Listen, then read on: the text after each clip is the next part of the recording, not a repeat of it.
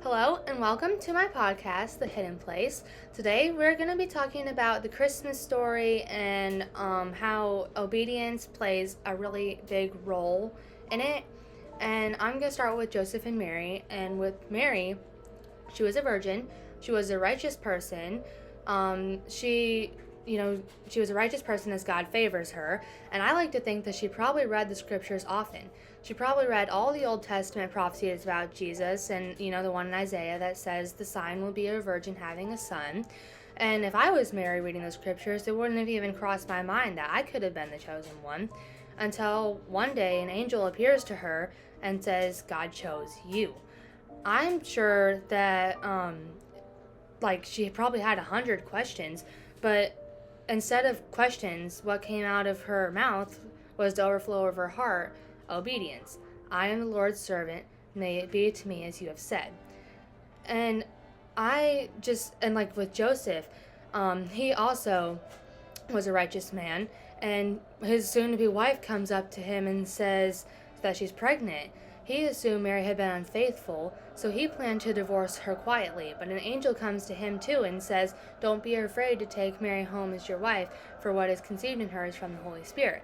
So he steps out in faith and believes, and if Joseph hadn't believed and obeyed, who knows how the Christmas story would have gone? Who would have taken Mary to Bethlehem to fulfill the promises? Who would have helped her and taken care of her? Who would have brought her to Egypt to protect Jesus? Who would have taken, just everything that Joseph did? Who would have done that? Yeah, God can work around things, but Joseph had a specific role just for him. And with Herod, it says that Herod was the king. He was important. He was in charge. And the Magi, they were waiting for a sign that the Messiah was coming. They'd been studying and believing for years, waiting for this Messiah. And they get a star. They see the star. So they go to worship the king. And they go to Herod and they say, where's this king? And Herod says, another king? And Herod is like, there's another king?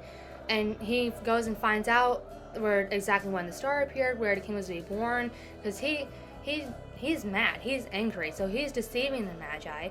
He says, go find out where the king is so I can go worship him too. But he doesn't want to worship him. He wants to get rid of him. He wants to get rid of this threat. He wants to be the king. He wants to be number one. And the Magi, they go and find Jesus and they worship him. And an angel comes to them and says, don't go back to Herod. They could have been afraid. I mean, they don't know what the consequences could have been for not obeying an order from the king, but they believed and they obeyed the angel. And doing that, they spared Mary and Joseph time to get to Egypt. Herod realizes they aren't coming back, so he kills every baby boy 2 years old or under.